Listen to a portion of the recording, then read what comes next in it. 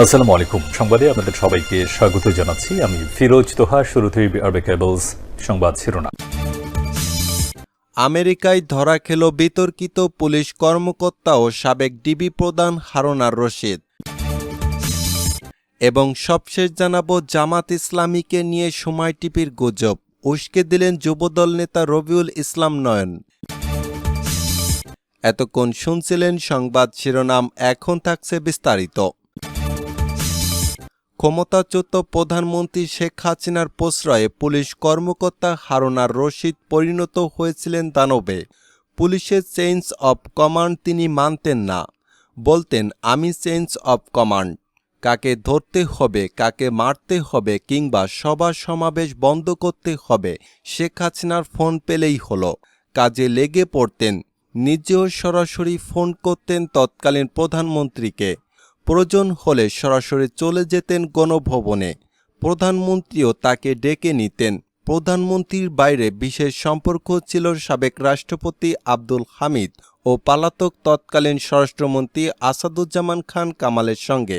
ফলে এদিকে যেমন দণ্ডমণ্ডের কর্তা হয়ে দাঁড়ান, তেমনি দুহাতে কামিয়ে অঢেল অর্থবিত্তর মালিক বনে যান। পুলিশ বাহিনী সহ সর্বত্র তিনি ডিবি হারুন এবং পরে ভাতের হোটেলের হারুন নামে পরিচিত ছিলেন। বিরোধী দলীয় চিফ হুইপ জয়নুল আবেদিন ফারুককে পিটিয়ে শেখ হাসিনা দৃষ্টি কাড়েন। তার বিশেষ কৃতিত্ব ছিল 2023 সালে প্রধান বিচারপতির বাসভবনে হামলা করে তা বিএনপির নামে চালিয়ে নয়াপল্টনের সমাবেশ বন্ধ করা হয়। অনুসন্ধান করতে গিয়ে পুলিশ বাহিনীর বিভিন্ন পর্যায়ের কর্মকর্তাদের কাছ থেকেও ডিবি হারুন সম্পর্কে জানা যায় নানান তথ্য। সূত্র জানায়, পুলিশ বাহিনীতে শেখ হাসিনার খুব আস্থাভাজন এমন দানবীয় রূপের কর্মকর্তা ছিলেন 5 জন। তারাই মূলত পুলিশ বাহিনী চালাতেন।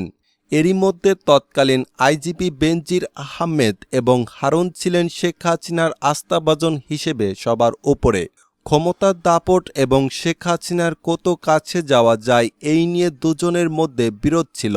মাঝে মধ্যে বেনজির আহমেদ ডিবি হারুনকে চেঞ্জ অব কমান্ডের কথা বলেন। তিনি শুনিয়ে দিতেন আমি চেঞ্জ অব কমান্ড। পুলিশ কর্মকর্তা হারুন আর রশিদ মধ্যবিত্ত পরিবারের সন্তান ছিলেন। হাওর এলাকায় কিশোরগঞ্জের গ্রাম থেকে ঢাকায় পড়তে এসেছিলেন। ঠাঁই হয়েছিল ছাত্রদের হলে। ছিলেন ছাত্রলীগের ক্যাডার। 20তম বিসিএস ও পুলিশে যোগদান করেন তিনি। এরই পরে তিনি আলাদিনের চেরাগ পেয়ে যান। 20তম বিসিএস এর কর্মকর্তা হয়েও তিনি সিনিয়রদের টপকে ডিআইজি পদোন্নতি হাতিয়ে নেন।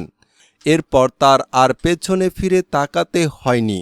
পুলিশের গুরুত্বপূর্ণ ইউনিট ডিএমপি সহ ভিআইপি এলাকাগুলোতে দায়িত্ব পালন করা কালীন নানান অপকর্ম করে হাতিয়ে নিয়েছেন কোটি কোটি টাকা। বিএনপি জামাত সহ বিরোধী দলের নেতাকর্মীদের ধরে এনে নির্যাতন করে আদায় করতেন মোটা অঙ্কের অর্থ। তার অপকর্মে পুলিশ বিভাগের বিতর্কের মধ্যে পড়লেও কেউ তার ভয়ে টু শব্দ করার সাহস পেতেন না। সর্বশেষ ছিলেন ঢাকা মহানগর পুলিশের অতিরিক্ত কমিশনার।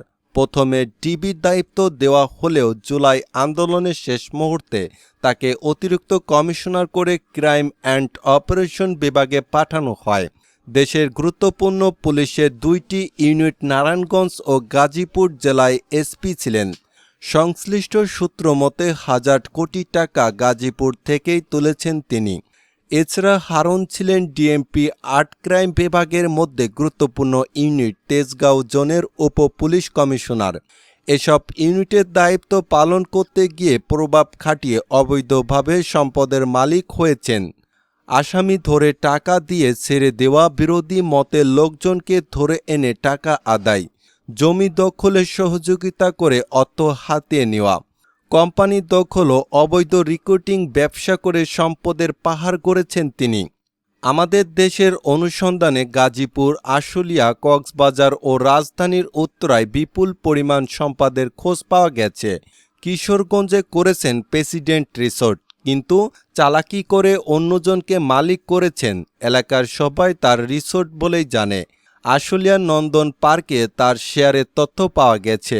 দুর্নীতি দমন কমিশন তার সয় সম্পদ নিয়ে অনুসন্ধান শুরু করেছে। 3টি মামলা করেছে দুদক। সূত্র জানায়, হারুন যত অবৈধ সম্পদ গড়েছেন তার বেশিরভাগ অর্জন করেছেন গাজীপুর জেলায় এসপি থাকাকালীন। তিনি এই জেলায় কথিত ডিবির প্রায় 10টি দল গঠন করেছিলেন। প্রতি রাতে ডিবির একাধিক দল নেমে পড়ত টার্গেটকৃত ব্যক্তির উদ্দেশ্যে। গাড়িতে বোঝাই রাখা হতো ইয়াবা, অস্ত্র এবং বিভিন্ন মাদকদ্রব্য। সুযোগ বুঝে এসব জিনিস দিয়ে ফাঁসিয়ে দেওয়া হতো রাজনৈতিক নেতা, নিরপরাধ ব্যবসায়ী ও ধনী পরিবারের সন্তানদের। শেখ হাসিনা তার ক্ষমতাকে কুক্ষিগত করতে নিরাপত্তা বাহিনীর ওপর ভর করেছিলেন। বিশেষ করে পুলিশ ও র্যাব দিয়ে বিরোধী মতের ওপর অতিরিক্ত শক্তি প্রয়োগ করে দমনপীড়ন চালানো হয়েছিল। যে যত বেশি বিরোধী মতের নেতাকর্মীদের দমনপীড়ন চালিয়েছেন তাকে তত দ্রুত পদোন্নতি ও পদকের ব্যবস্থা করা হয়েছে। এর মধ্যে অন্যতম পুলিশের কর্মকর্তা হারুন আর রশিদ। তিনি ডিবিতে কথিত ভাতের হোটেল খোলেন। এই ভাতের হোটেলে আওয়ামী লীগের নেতৃবৃন্দ, সেলিব্রিটি পারসন, চলচ্চিত্র নাটকের নায়ক নায়িকা, শিল্পীপতি, ব্যবসায়ী থেকে শুরু করে নানান পেশার লোকজনকে তার সঙ্গে বসে খেতে দেখা গেছে। তাদের খাইয়ে কৌশলে সব ভিডিও ফুটেজ সোশ্যাল মিডিয়ায় ছাড়ছেন তিনি।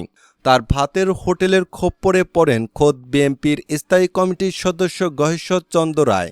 সেগুলো নিয়ে সমালোচনা হলেও তিনি কোনো পাত্তা দিতেন না, বরং আরও বেশি বেশি করে তিনি এই ভিডিওগুলো আপলোড করতেন। জুলাই আগস্ট আন্দোলন সমন্বয়কদের ডিবিতে ধরে এনে জোর করে বিবৃতি দেওয়ার অভিযোগ রয়েছে তার বিরুদ্ধে। 2011 সালের 6 জুলাই সংসদ ভবনের সামনে তৎকালীন চিফ হুইপ বিএনপি নেতা জয়নুল আবেদন ফারুককে শারীরিকভাবে হেনস্থা করে আলোচনায় আসেন তিনি।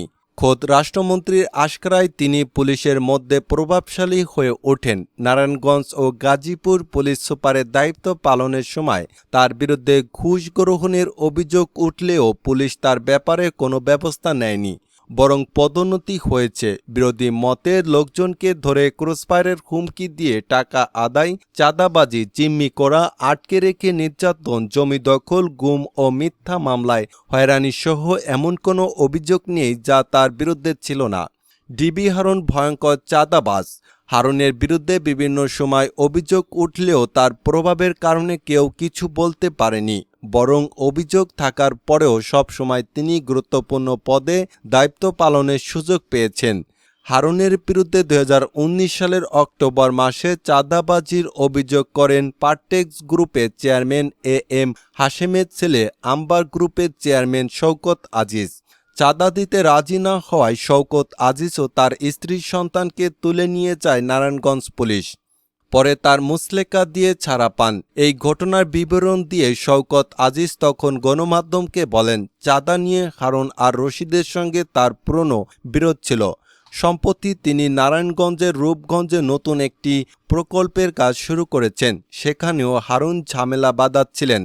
সর্বশেষ 2019 সালের 31 অক্টোবর তার স্ত্রী পুত্রকে বাসায় নামিয়ে ঢাকা ক্লাবে আসেন। ক্লাব থেকে বেরিয়ে দেখেন তার গাড়িটি নেই। পরের দিন খোঁজ নিয়ে জানতে পারলেন গাড়িটি আছে নারায়ণগঞ্জে। পরদিন রাতে তার অনুপস্থিতিতে হারুন একদল পুলিশ নিয়ে তারা গুলশানের বাসায় ঢুকে ভাঙচুর করেন। এরপর তারা স্ত্রীর সন্তানকে নারায়ণগঞ্জে নিয়ে যায়। এ বিষয়ে নিকটস্থ গুলশান থানাতে কিছু জানায়নি নারায়ণগঞ্জের পুলিশ। পরদিন তার খোয়া যাওয়া গাড়িতে ইয়াবা, মদ ও গুলি উদ্ধারের ঘটনা সাজিয়ে শওকত আজিজ ও তার গাড়ি চালকের নামে মামলা করেন। গুলশানের বাসা থেকে স্ত্রীর সন্তানকে তুলে নিয়ে যাওয়ার একটি ভিডিও শওকত তার ফেসবুকে শেয়ার করেন। তবে শওকত ও তার স্ত্রী পুত্রকে তুলে নেওয়ার পর নিজের কার্যালয়ে সংবাদ সম্মেলন করে মিথ্যা গল্প শুনিয়েছিলেন হারুন।